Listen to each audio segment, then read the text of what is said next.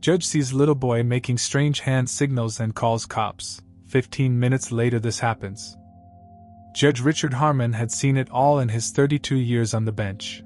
Or so he thought. Hardened criminals who quoted poetry, and once, a woman who brought her pet python to court as a character witness. Yet something about today's case sent a chill down his spine the moment he entered Courtroom 7. It wasn't the case itself. Custody battles were as common as traffic violations in his courtroom. It wasn't even the palpable hostility between the parents that made this Wednesday morning different. No, it was the small boy with solemn eyes sitting in the back row, his feet dangling above the floor, his gaze fixed on some invisible point in the middle distance. 7-year-old Ethan Miller looked nothing like a child who might alter the course of justice with his small hands. But then again, Richard had learned long ago that appearances were the most convincing liars of all. All rise for the Honorable Judge Richard Harmon. The bailiff announced as Richard took his seat at the bench, adjusting his black robes.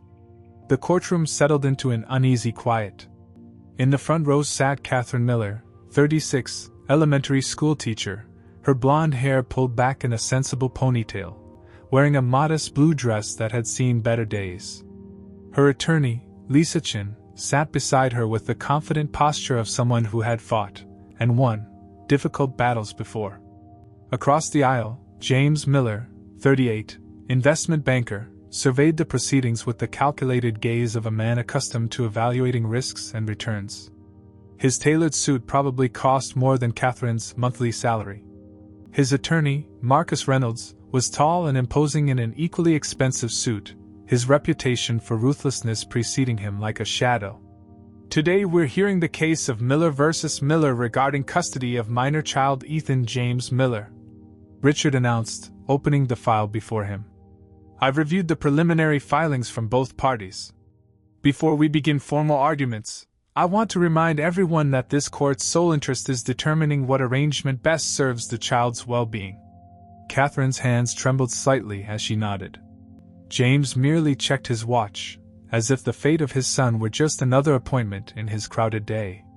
Richard's gaze drifted to the back of the courtroom where Ethan sat beside a court-appointed supervisor, a kindly woman named Mrs. Abernathy who specialized in supporting children through difficult court proceedings. The boy's stillness was unnatural for a 7-year-old. Most children fidgeted, cried, or at least looked around the imposing courtroom with curiosity. Ethan might have been carved from stone but for his right hand, which moved in small, rhythmic patterns against his thigh. Ms. Chin, you may present your opening statement, Richard said, forcing his attention back to the attorneys. Lisa Chin rose with the graceful efficiency that had made her one of the most respected family court attorneys in the district. Your Honor, my client has been the primary caregiver for Ethan since his birth.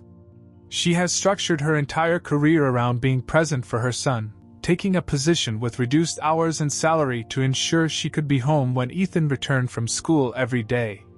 As Chin continued outlining Catherine's parental qualifications, Richard found his attention repeatedly drawn to Ethan. The boy's fingers continued their strange dance against his thigh. Tap, tap, pause, tap, tap, tap, pause. There was something oddly familiar about the pattern. Ms. Miller has maintained a stable home environment despite Mr. Miller's frequent absences and inconsistent financial support. Chin continued. She has fostered Ethan's academic development, resulting in his excellent school performance despite the emotional turmoil of the separation. Marcus Reynolds scribbled notes aggressively, his fountain pen making scratching sounds that seemed deliberately calculated to distract Chin. Richard shot him a warning glance. Furthermore, Chin added, my client has encouraged a relationship between Ethan and his father despite Mr. Miller repeatedly canceling scheduled visitations, often with less than an hour's notice, citing work emergencies. Objection, Your Honor, Reynolds interjected. Counsel is making unsubstantiated claims about my client's work commitments.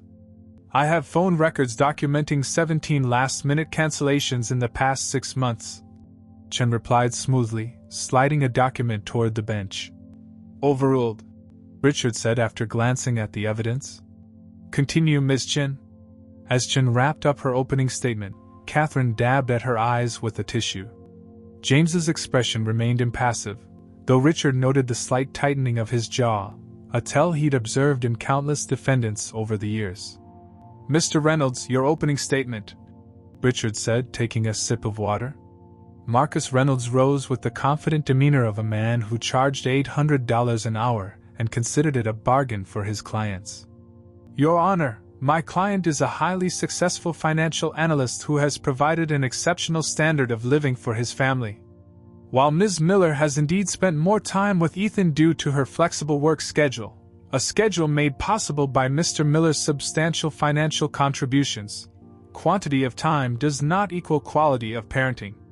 Catherine's face flushed red, and her attorney placed a restraining hand on her arm. "Mr. Miller has consistently prioritized Ethan's future by establishing a generous college fund and ensuring he has access to the best educational resources available.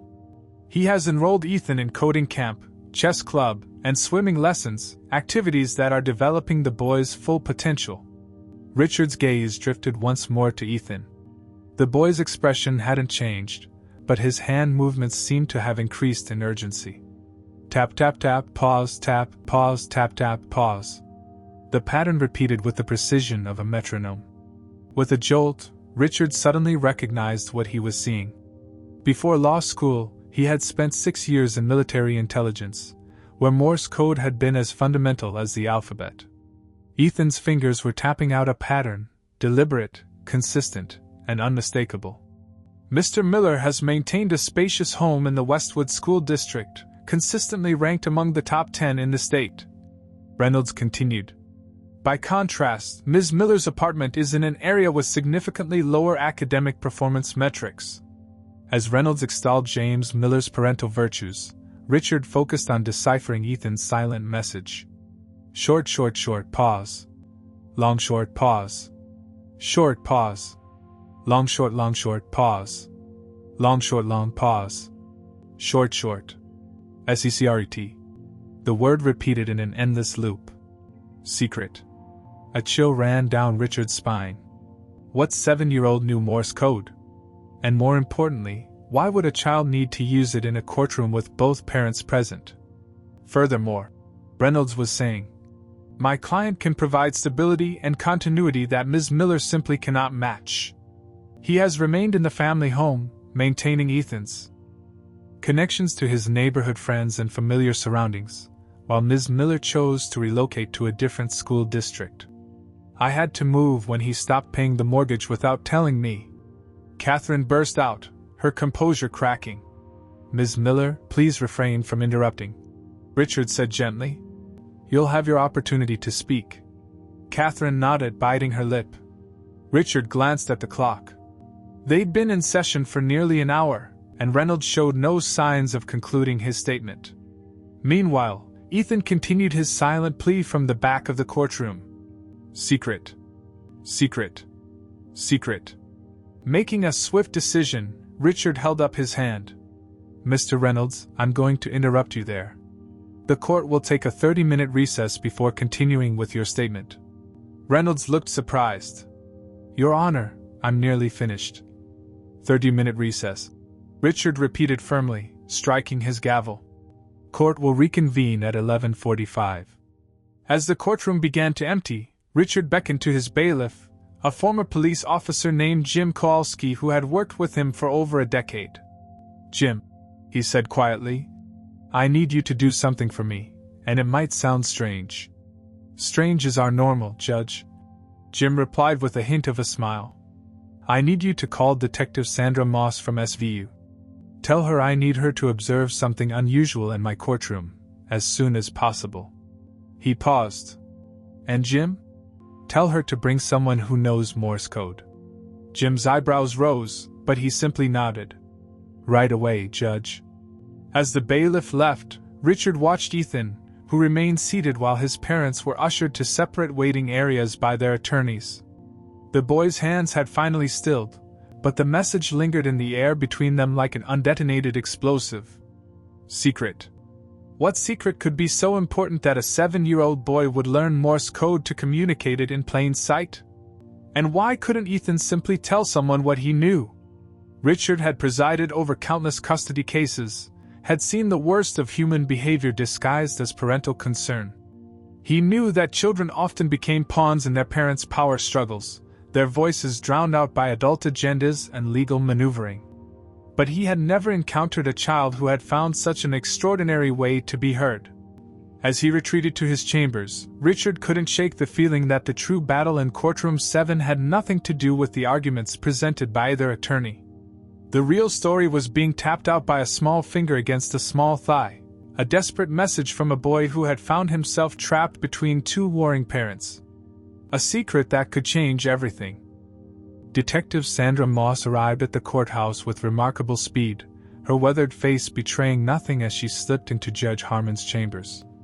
At 45, she had spent 15 years in the Special Victims Unit, a tenure that had left her with an unshakable composure and eyes that seemed to catalog every detail of her surroundings.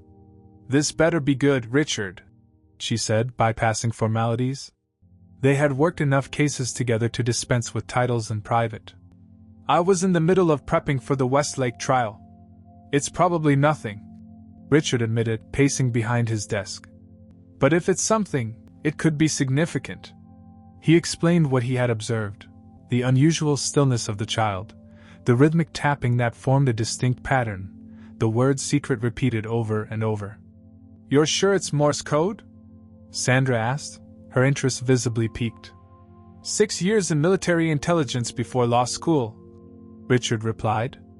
"I could send and receive at 20 words per minute. This was elementary, deliberate dots and dashes, perfectly formed. And the kid is 7? Sandra raised an eyebrow. "Not exactly standard curriculum for second grade." "Exactly my concern," Richard said. "Detective Vargas is with you?" Sandra nodded toward the door where a younger officer waited. "Best communications specialist in the department. If the kid's sending messages, Vargas will catch them." When court reconvened, Detective Moss and Officer Vargas sat inconspicuously in the back row, their attention fixed on Ethan rather than the proceedings. Richard deliberately prolonged Reynolds' opening statement, asking detailed questions that required extensive responses. All the while, his peripheral vision remained attuned to Ethan's small form. The boy had resumed his tapping almost immediately, but something had changed. The pattern was different now, more complex, more urgent.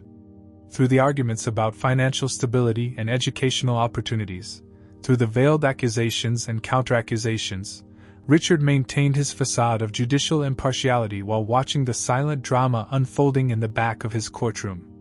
After 20 minutes, Sandra approached the bench, requesting a sidebar. Reynolds paused mid-sentence, clearly annoyed at the interruption. "Counsel, please approach," Richard instructed, and both attorneys moved forward. "Your Honor," Sandra began, her voice low. "I need to request a brief recess for a matter related to court security." Catherine's attorney looked puzzled, while Reynolds glanced at his watch with poorly concealed impatience. "This court will take a 15-minute recess," Richard announced. "Mr. Reynolds, we'll continue with your statement afterward." Once the courtroom had emptied except for essential personnel, Sandra and Officer Vargas approached the bench. "The boy's definitely sending messages," Vargas confirmed, his expression grim. "Not just secret anymore. For the past 20 minutes, he's been repeating look under chair in perfect Morse." Richard felt his pulse quicken. "You're certain?" "No doubt," Vargas replied. "I've been transcribing it. He repeats the same sequence every 45 seconds, approximately. Very precise for someone his age. Could be coincidence," Sandra suggested, though her tone indicated she didn't believe it. "Some kind of nervous tic that happens to resemble code." "That's one hell of a coincidence," Richard countered. "A nervous tic that forms perfect Morse code phrases? What do you want to do?" Sandra asked. "We can't just go searching the courtroom without cause." Richard considered for a moment. "We need to check under that chair without alarming either parent or letting Ethan know we've received his message." He turned to Jim, his bailiff. "Can you arrange for a cleaning crew to enter during the next recess? Make it look routine." Jim nodded. "Better yet, I've got a maintenance issue we can use." The air conditioning vent above that section has been making noise. I can have someone check it, and they can accidentally drop something that rolls under the chairs. Perfect, Richard agreed. Let's reconvene and proceed as normal. Sandra, you and Vargas stay. If there's anything under that chair, I want to know what it is before I make any decisions. As the custody hearing resumed, Richard struggled to maintain his focus on the legal arguments. Reynolds continued extolling James Miller's parental virtues while systematically undermining Catherine's capabilities. Chen's objections were precise and well-founded, but Richard could see Catherine's confidence eroding with each implication that she was somehow failing her son. Meanwhile, Ethan continued his silent plea from the back of the room. Look under chair. Look under chair. The message repeated with a desperation that only Richard and the two officers could perceive. When James Miller took the stand, Richard observed him with new scrutiny. The man projected confidence and competence, answering questions about his parenting philosophy with rehearsed precision. Yet something about his demeanor struck Richard as performative, the concerned furrow of his brow too studied, his expressions of devotion to Ethan too carefully modulated. Mr. Miller, Chen asked during cross-examination, in the past year, how many of Ethan's parent-teacher conferences have you attended? I've made every effort to be present for important school events, James replied smoothly. That wasn't my question, Chen persisted. The specific number, please. I believe it was 3, James said. There were 6 scheduled conferences, Chen countered. Is it your testimony that you attended half of them? My work schedule is demanding, James replied, his smile never wavering. When I couldn't attend in person, I reviewed the reports with Ethan's mother. Richard noticed Catherine shaking her head slightly. As the questioning continued, Jim signaled from the back of the courtroom.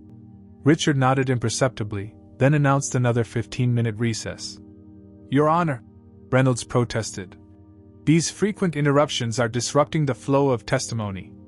Mr. Reynolds, this court's schedule is not determined by your convenience, Richard replied firmly. 15-minute recess.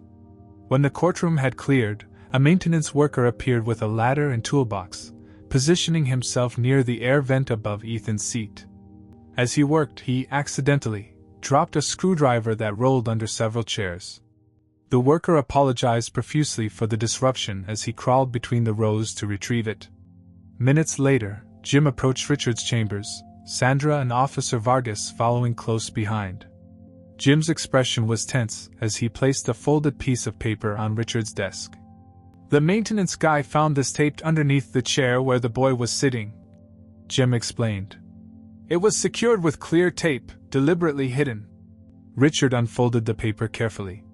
It was ordinary notebook paper, torn from a spiral-bound book. Written in a child's careful printing were the words, "The truth is in the park," followed by a set of coordinates and a crude but recognizable drawing of a park bench beside a tree with a distinctive split trunk. How does a 7-year-old know GPS coordinates? Sandra wondered aloud, peering over Richard's shoulder. He might not understand what they are, Richard speculated. He could have copied them from something he saw. The question is, what truth? Officer Vargas asked. And why go to such lengths to communicate it? Richard studied the paper, a chill settling in his stomach. He wrote "Don't tell them you know" at the bottom. He noted, pointing to the smaller text underneath the drawing. He's afraid of something, or someone. Sandra was already entering the coordinates into her phone. It's pointing to West Side Park, about 3 miles from here. There's a children's playground and picnic area. Richard made a swift decision. Sandra, take Vargas and check these coordinates immediately. Whatever is there, secure it as potential evidence. Jim, make sure either parent has any contact with Ethan during this recess. As Sandra and Vargas hurried out, Richard sat heavily in his chair, the implications of what was happening settling over him like a storm cloud. In 32 years on the bench, he had developed a finely tuned instinct for when something was deeply wrong beneath the surface of a case. Every instinct was now screaming that there was far more to the Miller custody battle than competing parental claims. Whatever Ethan was trying to communicate, whatever truth lay hidden in the park, The boy had gone to extraordinary lengths to ensure it reached the right person. A child of 7 had learned Morse code, prepared a hidden message, and risked who knew what consequences to make his silent voice heard. Richard stared at the clock on his wall, watching the minutes tick by. 15 minutes. That's how much time Sandra and Vargas had to find whatever was waiting at those coordinates. 15 minutes that might completely transform the case before him. 15 minutes that could change Ethan Miller's life forever. And all because a judge happened to recognize the desperate tapping of a small hand against a small thigh. Detective Sandra Moss drove with controlled urgency through midday traffic, Officer Vargas navigating beside her. Neither spoke much. Years of partnership had taught them the value of focused silence when time was critical.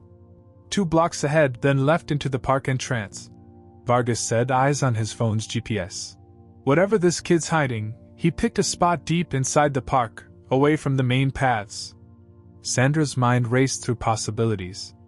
In 15 years with special victims, she'd seen countless custody battles weaponized against children. But a child weaponizing Morse code to combat the adults in his life? That was new. What kind of 7-year-old knows Morse code?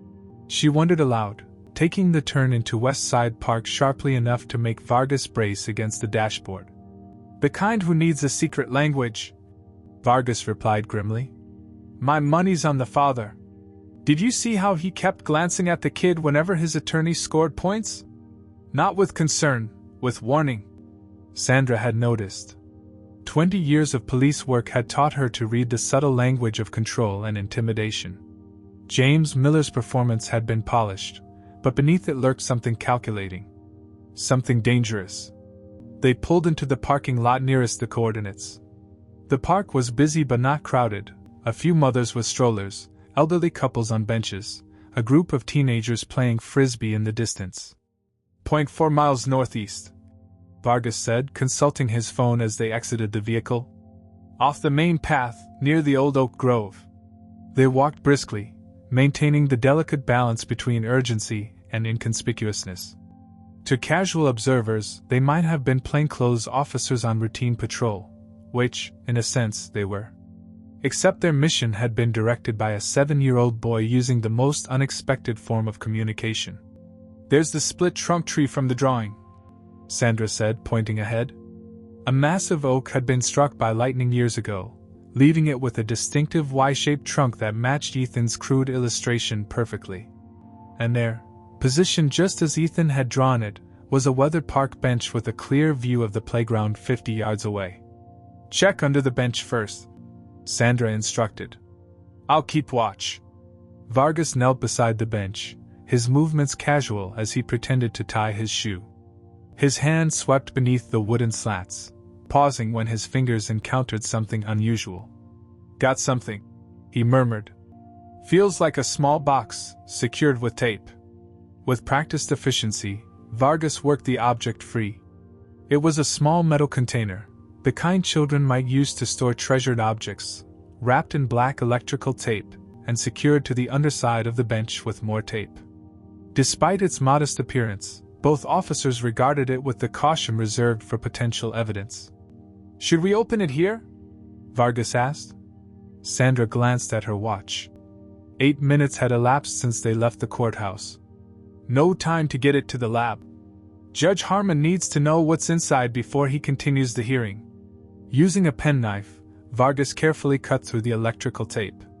The box wasn't locked, merely secured shut with the tape. Inside lay a USB drive, nestled in a small square of fabric that might have been torn from a child's blanket. That's it. Sandra couldn't hide her disappointment. A flash drive? Could contain anything, Vargas pointed out, carefully placing the drive in an evidence bag. Tax records, bank statements, photos, videos, 7 minutes back to the courthouse if we hurry. As they turned to leave, Sandra's instincts made her pause. Something about the scene nagged at her, some detail that didn't align with the rest. Wait, she said, turning back to study the bench and surrounding area more carefully. The coordinates weren't just for the bench. Look at the drawing again. Vargas pulled out the folded paper. In Ethan's drawing, the bench was positioned beside the split tree, but he had also sketched what appeared to be a circle at the base of the tree. Sandra approached the massive oak, examining its gnarled roots where they emerged from the ground. On the side facing away from the main path, one of the roots formed a natural hollow where it curved above the soil before plunging back underground. "There," she said, pointing. Nestled in the hollow was a small waterproof container, the kind hikers use to protect matches or medication. It was nearly invisible unless you were specifically looking for it. Retrieving it carefully, Sandra popped open the plastic case. Inside was a folded piece of paper and a small key. "Smart kid," Vargas said, genuine admiration in his voice. He created a backup. If someone found one hiding place, they might miss the other. Sandra unfolded the paper with gloved hands. It contained a child's handwriting, more hurried than the note they'd found in the courtroom. USB password, Blue Dragon 22. If they find this first, the real stuff is under the bench. If bench is empty, they already took it. The password opens the special folder. Mom doesn't know. Blue Dragon 22. Sandra read aloud. Must be the password for something on the drive. And look at this, Mom doesn't know. The kid's making it clear that whatever this evidence is, his mother isn't part of it. Which points even more strongly to the father, Vargas concluded. But why the elaborate setup? Why not just tell someone if he had concerns? Because children who try to speak out against manipulative parents often aren't believed, Sandra said, the bitterness of experience evident in her voice. Especially when that parent is wealthy, respected, and can afford the best attorneys. Vargas checked his watch. We need to move. Court reconvenes in 7 minutes. Back at the courthouse, Judge Harmon was reviewing case notes in his chambers when Sandra and Vargas returned, slightly breathless from their dash through the building. What did you find? He asked, rising from his desk. Sandra placed the evidence bags containing the metal box, USB drive, and waterproof container on his desk. The boy created an elaborate system, Your Honor.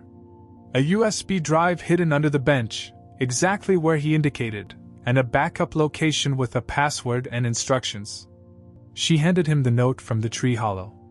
Richard read it quickly, his brow furrowing. We need to see what's on this drive immediately, he said.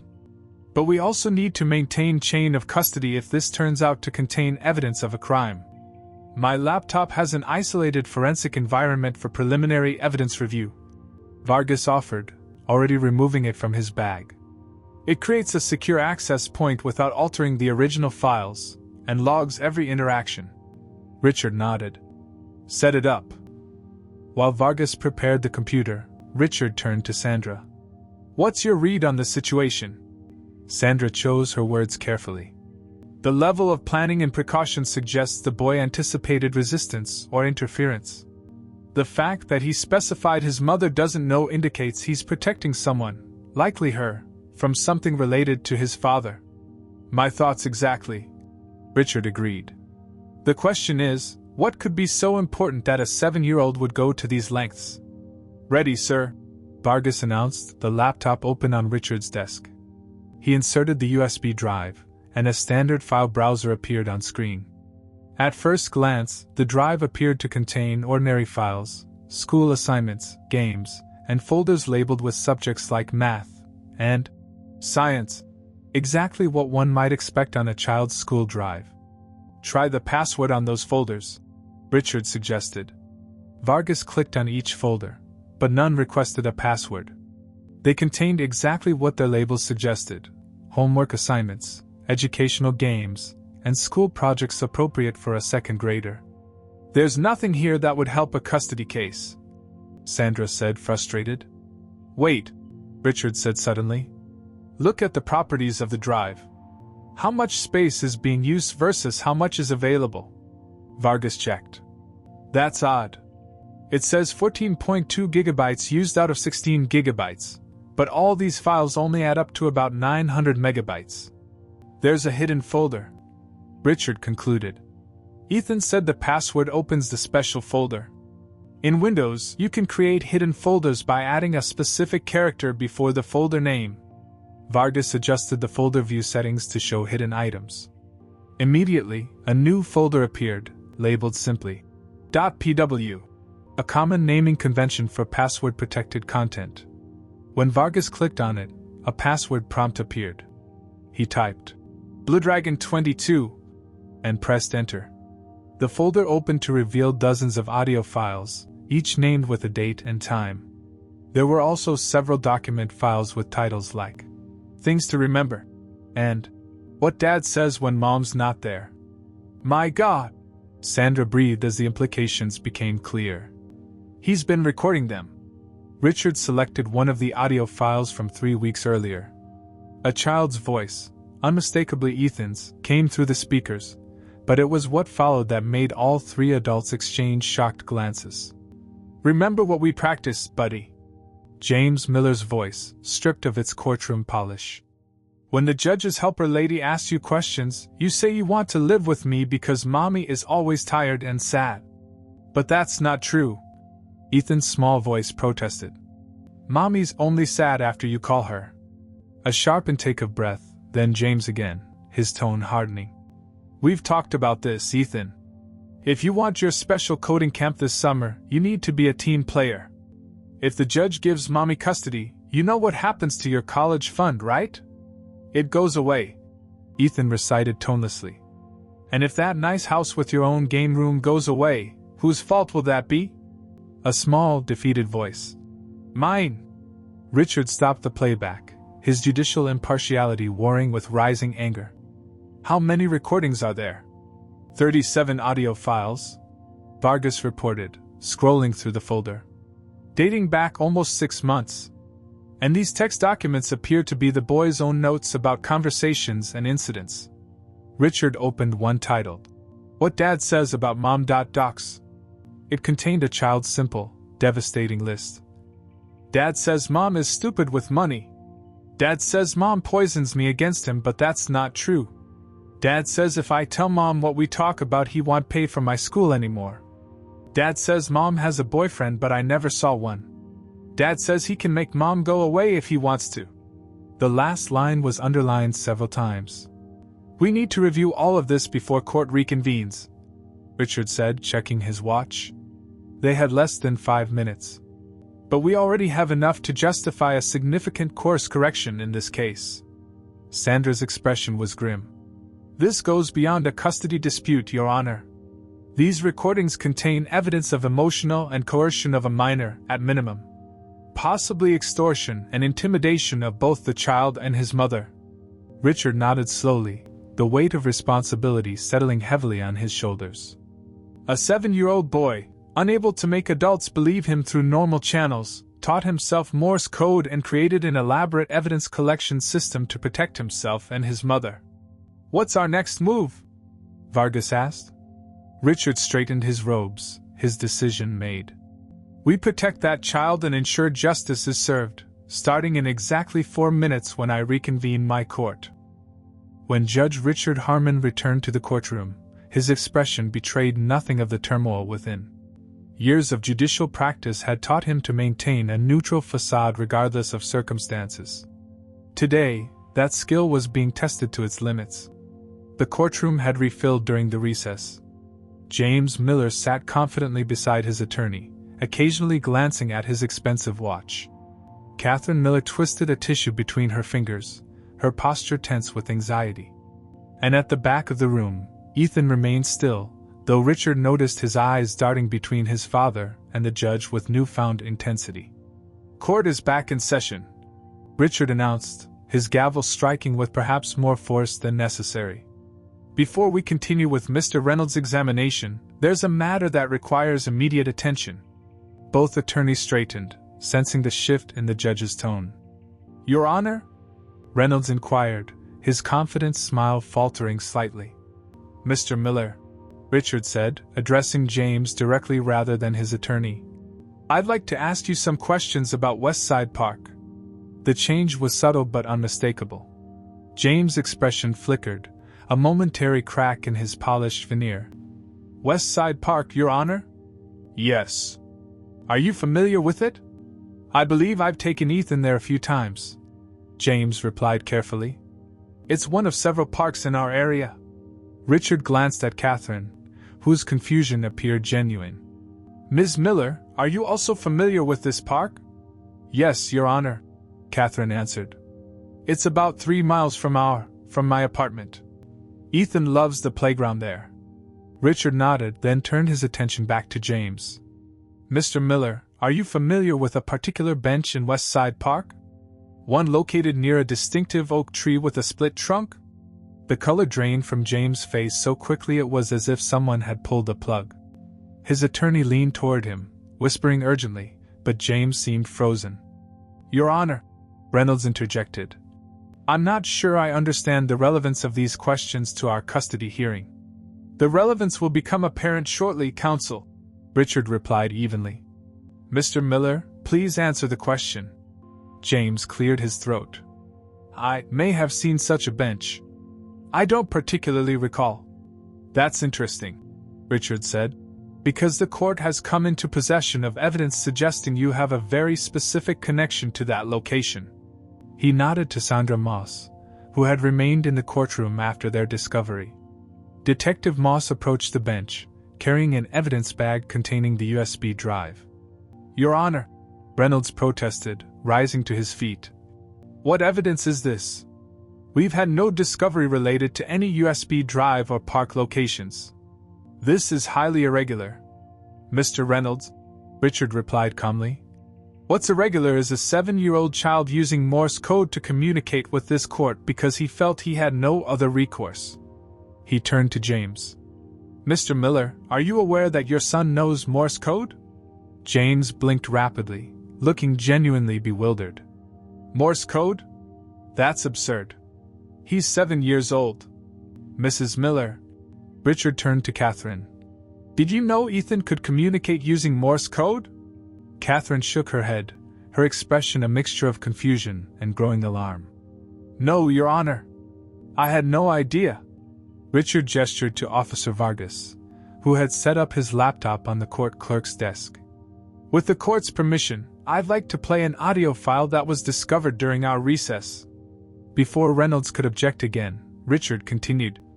This evidence was provided to the court by Ethan himself, through extraordinary means that suggest a level of desperation no child should experience. He nodded to Vargas, who played the same recording they had reviewed in chambers, James coaching Ethan on what to say to court evaluators, threatening his college fund, manipulating the boy with promises of coding camp contingent on his cooperation. As the recording played, Catherine's hand flew to her mouth, tears springing to her eyes. James sat rigidly, his jaw clenched so tight a muscle twitched visibly in his cheek. When the recording ended, the courtroom remained silent for several long seconds. That's not my voice, James finally said, his tone carefully measured. This is clearly some kind of fabrication. We have 36 additional recordings, Richard replied, spanning 6 months. Voice analysis can easily confirm their authenticity. He turned to Catherine. Ms. Miller, were you aware of these conversations between your son and his father? No, Catherine whispered, visibly shaken. Ethan never said anything about this. He would come back from visits with James sometimes quiet or upset, but he never told me why. Because he was threatened not to, Richard said, his carefully maintained judicial neutrality slipping slightly. He looked directly at James. Mr. Miller, in addition to these recordings, Ethan kept a written record of your conversations. One entry particularly concerns me. Richard read from the document. Dad says he can make Mom go away if he wants to. Would you care to explain what you meant by that statement? Reynolds jumped up. Your Honor, my client will not be responding to these allegations until we've had a chance to review this supposed evidence and verify its authenticity. Furthermore, I must object to the irregular manner in which this material has been introduced. Your objection is noted, Counselor, Richard replied. However, given the nature of this evidence and the extraordinary circumstances of its discovery, I am exercising my discretion to consider it immediately. He turned to Detective Moss. Detective, would you please explain to the court how this evidence came into our possession? Sandra stepped forward. Your Honor, during today's proceedings, you observed Ethan Miller making what appeared to be deliberate hand movements. As a former military intelligence officer, you recognized these movements as Morse code. The child was repeatedly signaling the word secret, followed by look under chair. Gasps and murmurs filled the courtroom. Catherine stared at her son in astonishment. Upon discreet investigation, Sandra continued, we discovered a note taped beneath Ethan's chair, containing GPS coordinates to a location in Westside Park and a drawing indicating a specific bench. At that location, we found 2 items hidden by the child, a USB drive containing the recordings you've just heard, and a separate waterproof container with instructions and a password needed to access the protected files. Reynolds was on his feet again. Your Honor, even if this fantastic story is true, there's no evidence these recordings weren't manipulated or taken out of context by the mother to influence the child. I had no idea, Catherine interrupted, her voice stronger now. I didn't know any of this was happening. Ethan never told me he was recording their conversations.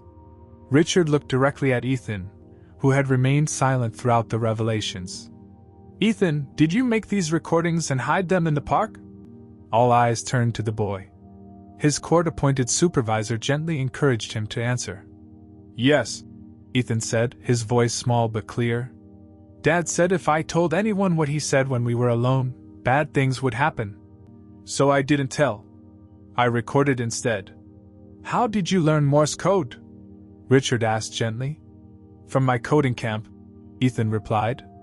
We had a special class about different ways to send messages. The teacher showed us Morse code and said it was used in emergencies when people needed help. The simple explanation hung in the air, devastating in its implications. A 7-year-old boy, taught that Morse code was for emergencies, had seen his situation as dire enough to warrant its use. Your Honor, Reynolds tried again. My client categorically denies. Mr. Reynolds, Richard interrupted. Your client will have ample opportunity to respond to these allegations. However, given the nature of the evidence and the welfare of the child being this court's primary concern, I am ordering an immediate suspension of Mr. Miller's visitation rights pending further investigation. James half rose from his seat. You can't do that. This is a setup. Sit down, Mr. Miller, Richard commanded, his tone leaving no room for argument. Detective Moss will be retaining the USB drive and all related evidence for formal forensic analysis.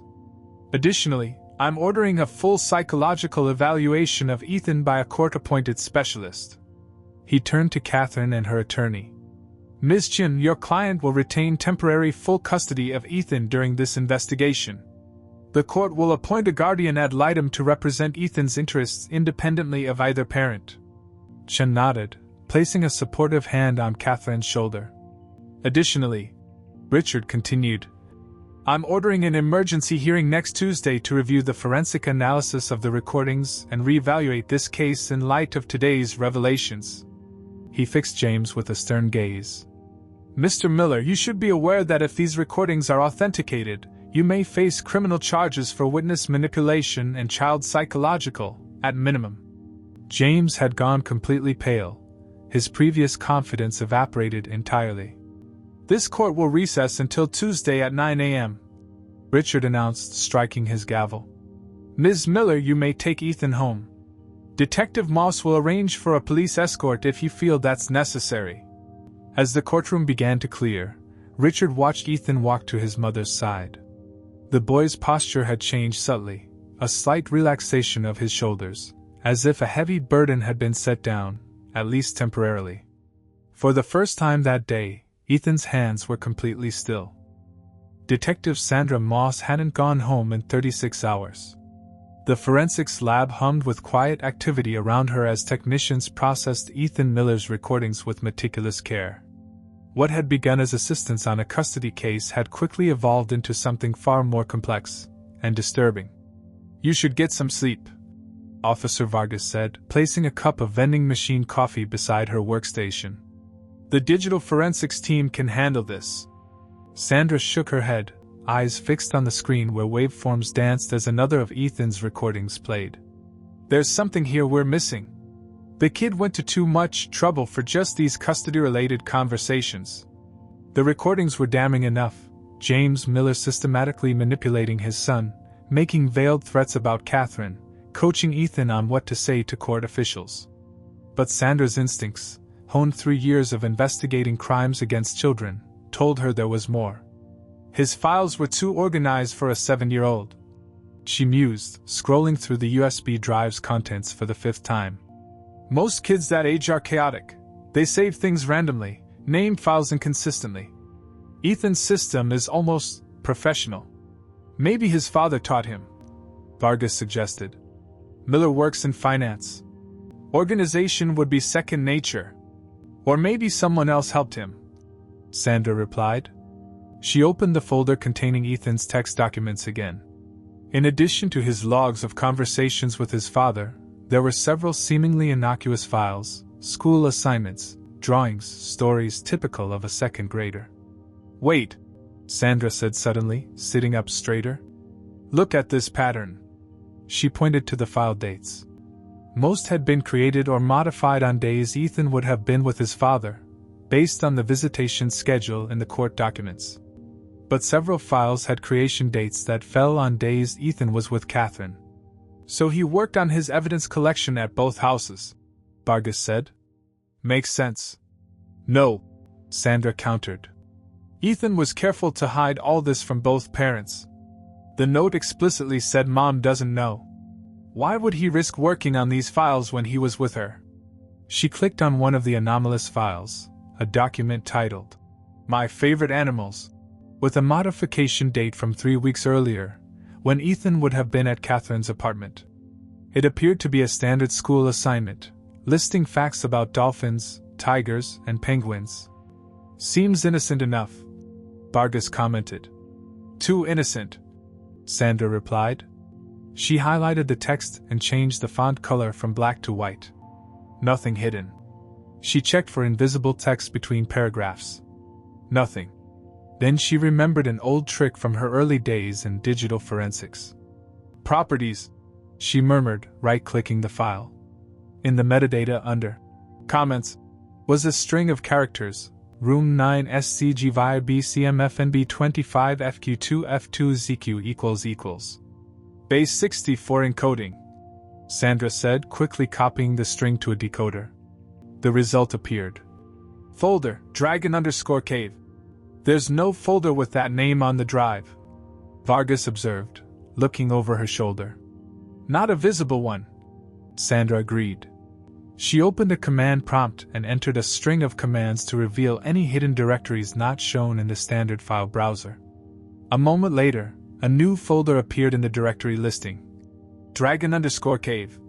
Hidden through advanced attributes that would keep it invisible to casual inspection. Got you, Sandra whispered. She navigated to the hidden folder and found another password prompt. Try BlueDragon22 again, Vargas suggested. The password failed. Sandra thought for a moment, then smiled. He's a smart kid. He wouldn't use the same password twice if he was hiding something even more important. She reopened the My Favorite Animals document and scanned it carefully. 3 animals, dolphins, tigers, and penguins. The first letter of each, DTP. DTP, she tried. The password failed. Maybe it's not an acronym, Vargas suggested. What about the facts he lists? Any numbers? Sandra scanned the document again. For each animal, Ethan had included what appeared to be random facts. Dolphins can swim up to 37 miles per hour. Tigers have 25 teeth. Penguins can dive 1,850 feet underwater. 37-25-1850. Sandra tried. The password failed again. She stared at the document, thinking like a child who needed to hide something important yet make it memorable. What if it's simpler? The first numbers from each fact, 321. She typed 321 into the password field. The folder opened instantly. Countdown, Vargas said with grudging admiration. The kid's a genius. Inside the hidden folder were only 2 files, a video labeled Dad's secret meeting.mp4, and a text document titled, Why I Made This. Sandra opened the text file first. This is the real reason I'm scared. Mom doesn't know about this man. Dad doesn't know I followed him with my tablet when he thought I was playing in the game room. I heard them talking about making Mom go away and how no one would ever know. I think they want to hurt Mom. This is why I learned Morse code. Please help us. Sandra and Vargas exchanged alarmed glances before opening the video file. It had been recorded from what appeared to be a partially open door, likely Ethan filming secretly from his hiding place. The angle was low, capturing a portion of what looked like James Miller's home office. James sat at his desk, speaking with a man whose face wasn't visible in the frame. Only his hands and torso could be seen. She's becoming more difficult about the custody arrangement, James was saying, his voice much harder than his courtroom persona. Threatening to request full custody because of my unpredictable work schedule. I can't have that. These things can be arranged. The other man replied, his voice deliberately quiet. But the price has gone up. 50,000. Half now, half when it's done. That's more than we discussed. James protested. Complications. She has a sister who visits regularly. We need to ensure there are no witnesses. Sandra felt her blood run cold. Tell me he's not discussing what I think he is. The recording continued, James and the unidentified man discussing what they referred to only as the solution and the problem, without explicit details. But the implications were unmistakable. We need to get this to Judge Harmon immediately, Sandra said, already reaching for her phone. And we need protection for Catherine Miller and her son right now. What about identifying the second man? Vargas asked, replaying the video to try to catch any glimpse of the visitor's face. Digital forensics can enhance the audio and check for reflections in that glass cabinet, Sandra replied, already dialing. But first, we make sure Catherine and Ethan are safe. 30 minutes later, Judge Richard Harmon watched the video in his chambers, his judicial demeanor strained to its breaking point. Where are Ms. Miller and Ethan now? He asked when the recording ended. Safe house, Sandra replied. We sent officers to her apartment immediately. They're under protective custody until we can determine the full extent of the threat. Richard rubbed his temples. A 7-year-old recorded a conspiracy and used Morse code to bring it to our attention.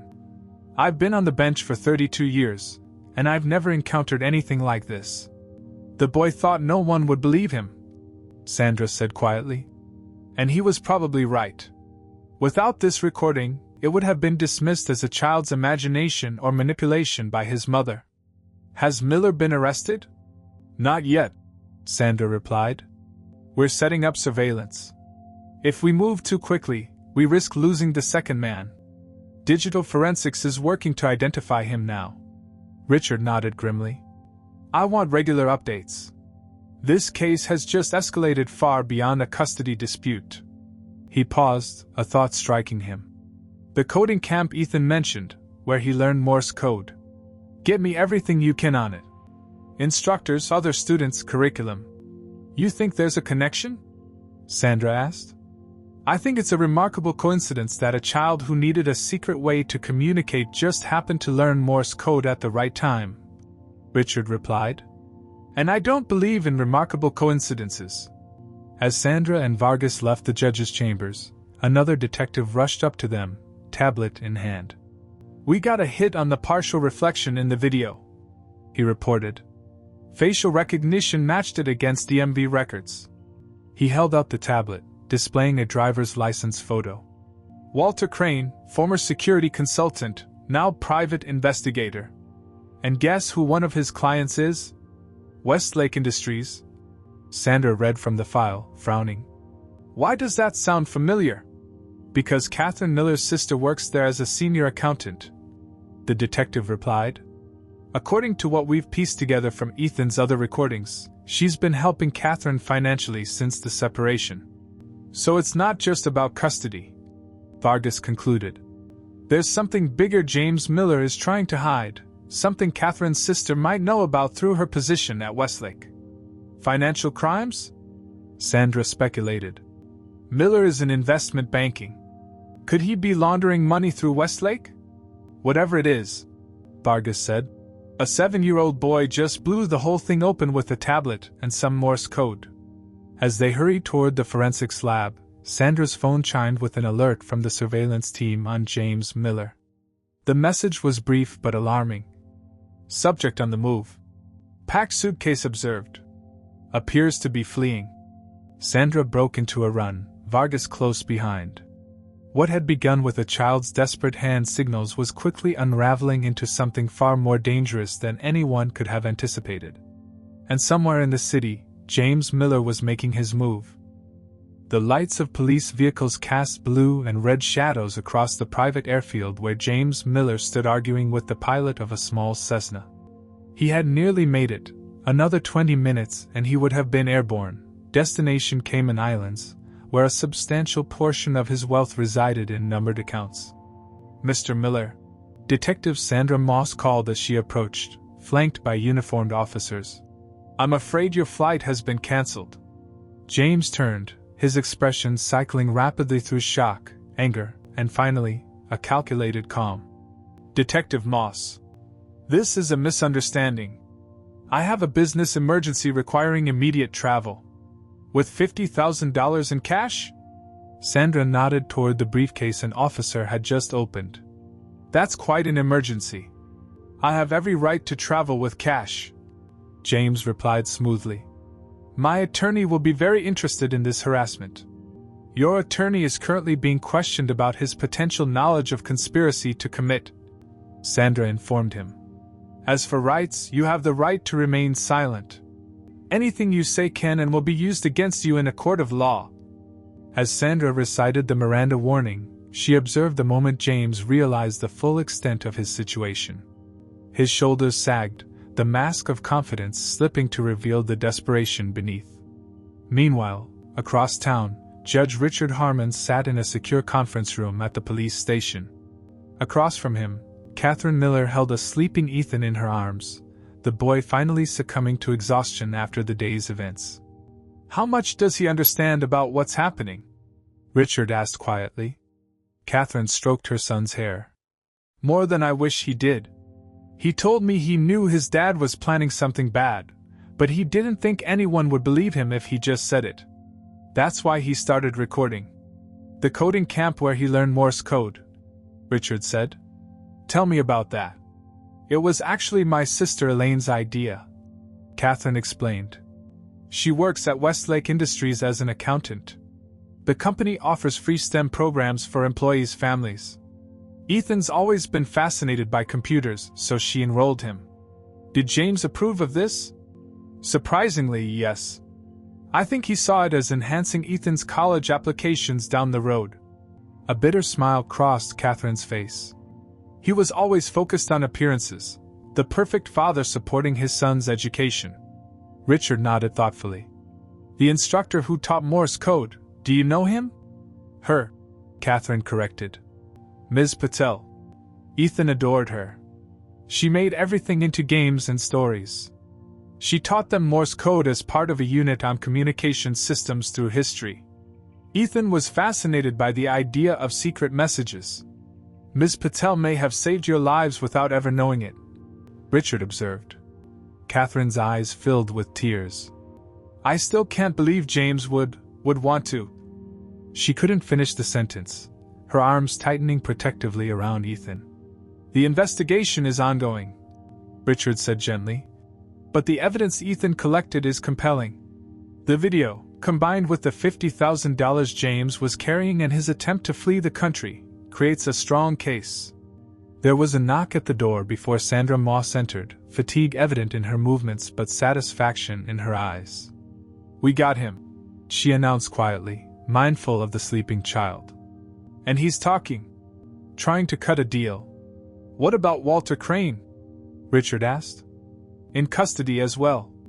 When he heard we had video evidence, he wasted no time offering to testify against James in exchange for leniency. Catherine stared at them both. Why? Why would James do this? We were just talking about custody arrangements.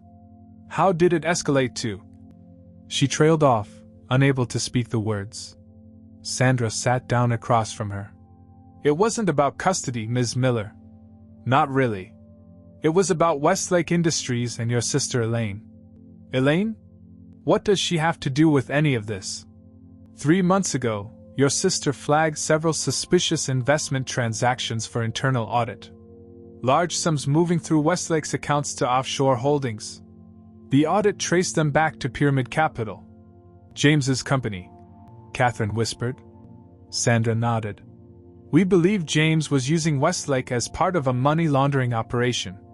When your sister started asking questions, she became a liability. And you, by extension, became a threat, especially if you gained full custody of Ethan, which would reduce James's access and control over his son. He was afraid Ethan might know something. Richard concluded. Children observe more than adults realize. And he was right to be afraid. Sandra added with grim satisfaction. Because Ethan didn't just observe, he documented. The recordings contain numerous conversations where James discussed business matters on speakerphone, thinking Ethan was too young to understand or remember. Catherine looked down at her sleeping son with new wonder. He saved us both. He's extraordinarily brave, Richard agreed. And resourceful beyond his years. 3 weeks later, the same courtroom where Ethan had first signaled for help hosted a very different proceeding. Judge Richard Harmon presided over the final resolution of the custody case, though the circumstances had changed dramatically. James Miller was being held without bail, facing charges of conspiracy to money laundering, securities fraud, and child psychological. His financial empire was crumbling as investigators uncovered the full extent of his illegal operations. Catherine sat beside her attorney, Lisa Chin, who was in the unusual position of having very little to argue. The outcome was a foregone conclusion. The court awards full custody of Ethan James Miller to Catherine and Miller, Richard announced formally. Given the circumstances, all visitation rights for James Miller are permanently terminated. Additionally, all assets not proven to be illegally obtained will be placed in a trust for Ethan's education and welfare, to be administered by an independent trustee appointed by this court. Catherine gripped her sister Elaine's hand tightly, tears of relief streaming down her face. Furthermore, Richard continued, this court wishes to acknowledge the extraordinary courage and resourcefulness of Ethan Miller. His actions not only protected himself and his mother but have led to the uncovering of significant financial crimes affecting many innocent victims. Richard glanced at Ethan, who sat beside his mother looking both embarrassed and proud. The boy no longer needed to tap out secret messages. His voice had been heard, loud and clear. Ms. Miller, is there anything you wish to say before we conclude these proceedings? Richard asked. Catherine stood, composing herself with visible effort. Only that I'm grateful, to this court, to Detective Moss and Officer Vargas, and most of all, to my son. Ethan showed me what true bravery looks like. She looked down at her son with immeasurable pride. And I promise to listen more carefully to what he's telling me, whether it's in words or in code. As the proceedings concluded, Richard invited Ethan to approach the bench. The boy came forward, his steps more confident than they had been 3 weeks earlier. Ethan, Richard said, I've been a judge for over 30 years, and I've never met anyone quite like you. Do you know what impressed me most about what you did? Ethan shook his head. It wasn't just your clever plan or your bravery, Richard told him. It was that when you needed help, you found a way to ask for it, even when it seemed impossible. That's a lesson many adults never learn. Ethan considered this, then said, Ms. Patel told us Morse code was invented so people could send messages over long distances. But I used it for when someone was right there but couldn't hear me. Sometimes the longest distances aren't physical, Richard replied. Sometimes they're the spaces between what people say and what they mean, or between what adults think children understand and what they actually do. As Catherine and Ethan left the courtroom, hand in hand, Detective Moss approached Richard with a small package. This is from the forensics team, she explained. They thought Ethan might want it back. Inside was the metal box Ethan had hidden under the park bench, now empty of evidence but filled instead with a certificate of bravery from the police department, and a new set of coding books. "Think he'll still be interested in codes after all this?" Richard asked. Sandra smiled, watching Ethan and Catherine walk away, their shoulders finally free of the shadows that had haunted them. "I have a feeling he might have a future in cybersecurity. Or maybe the FBI." Richard nodded thoughtfully. "Whatever he chooses, he'll carry this with him, the knowledge that his voice matters, that he can make himself heard even in the most impossible circumstances." As Sandra turned to leave, Richard called after her. "Detective, what made you check for hidden folders on that USB drive? You could have stopped after finding the custody-related recordings." Sandra's expression grew serious. "Because I listened to what wasn't being said. James Miller threatened his son's college fund, his summer camp, his material comforts. But Ethan wasn't recording to protect those things. He was too methodical, too careful. He was protecting something far more important. His mother," Richard concluded. "Family," Sandra corrected. "The real kind, built on love, not control." She glanced back at the now empty hallway where Ethan and Catherine had disappeared. "That little boy tapped out an SOS that saved them both. I'm just glad someone was listening who remembered how to hear it."